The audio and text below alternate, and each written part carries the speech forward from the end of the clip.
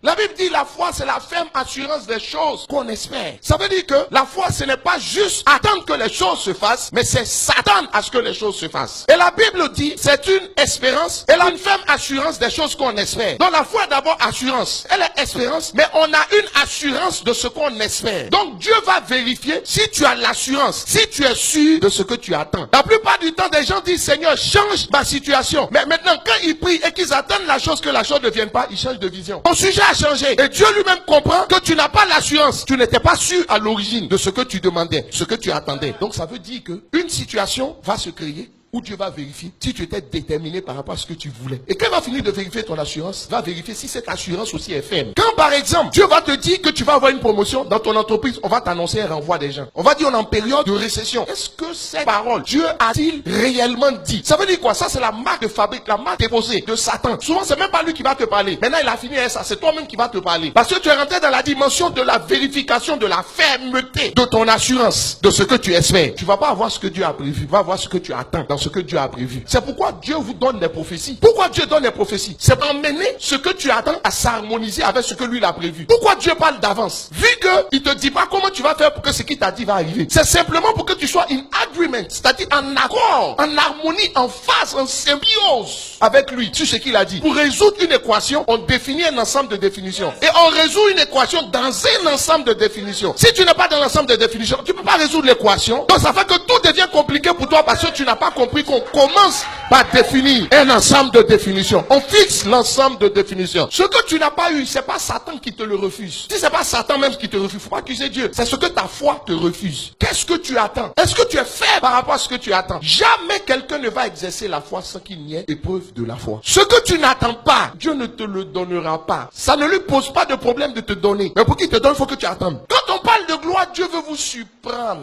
C'est pourquoi il faut créer une atmosphère dans laquelle Dieu va vous surprendre. Et l'atmosphère d'avant-gloire implique premièrement que vous soyez calme et tranquille. Parce que c'est dans le calme et la tranquillité que Dieu agit. Le deuxième élément de cette atmosphère d'avant-gloire, c'est rendre grâce à Dieu. Il y a une atmosphère qu'il faut créer. Apprendre à rendre grâce à Dieu en tout temps. Tu as trop lutté. Dieu ne récompense pas les paresseux. Tu t'es battu, tu as lutté, tu as cherché Dieu, tu as jeûné, tu as prié, tu n'as rien vu. Regarde, il dit si elle t'attend là, ça veut dire que c'est que son temps n'était pas arrivé. Ça veut dire quoi? Quant au fait qu'elle va venir, elle va venir. La promesse va s'accomplir. Mais tu sais quoi? Il faut juste que tu saches l'attendre. C'est pourquoi la patience n'est pas le fait d'attendre. Mais la patience réside dans la manière d'attendre. Et pour cette patience, pour attendre la manifestation de la promesse, l'action de grâce. Dès l'instant où vous êtes trop fixé sur le sujet que vous vouliez que Dieu exauce pour vous, est-ce que vous savez que ça a une façon de vous aveugler et de reporter votre bonheur? Est-ce que vous savez que Abraham voulait un enfant? C'était son sujet. Dieu ne lui avait pas encore donné des enfants, mais tu sais ce que Dieu a fait? La Bible nous dit en Genèse chapitre 13, du verset 1 au verset 2,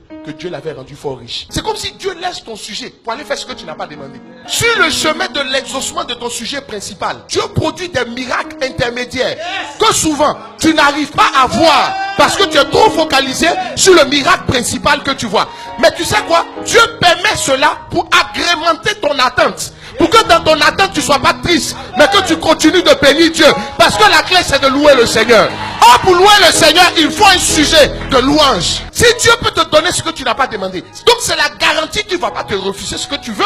Mais il produit tout cela parce qu'il sait que l'atmosphère d'avant-gloire est une atmosphère d'action de grâce. Est-ce que vous savez que toute épreuve est moralement exigeante? Ça veut dire que pour passer l'épreuve, il faut être fort moralement. Néhémie chapitre 8 verset 10. La Bible dit ceci: la joie de l'Éternel est notre force. La force que Dieu met à ta disposition pour pouvoir attendre le temps de l'exaucement, du déblocage de ta situation, c'est la joie. Or pour être joyeux, il ne faut pas être en train de te plaindre. Or pour être joyeux, il faut être en train de louer Dieu. Ça veut dire quoi? Toute personne qui va traverser la période d'attente en pleurant ou en murmurant, elle a la certitude qu'elle ne verra jamais ce qu'elle attend. Pourquoi? Parce qu'elle se prive de la force qu'il faut pour pouvoir tenir et pour pouvoir attendre. Mais tu sais ce que Satan va faire? En attendant ton miracle principal, il enlève tes yeux sur les bonnes choses pour amener tes yeux sur les mauvaises choses. Or ce que tu vois détermine ce que tu médites. Et ce que tu médites détermine ton attitude intérieure. Satan va poser des actions pour voler ta joie. C'est tout. Tu ne peux pas être en train de louer Dieu et puis en train de te plaindre en même temps. Ça veut dire que pour ne pas te plaindre, il faut être en train de louer Dieu. Or, pour louer Dieu, concentre-toi sur ce que Dieu fait. Vous savez, quand vous êtes en train d'attendre votre sujet présent, dis au Seigneur, ouvre mes yeux sur les sujets qui méritent la reconnaissance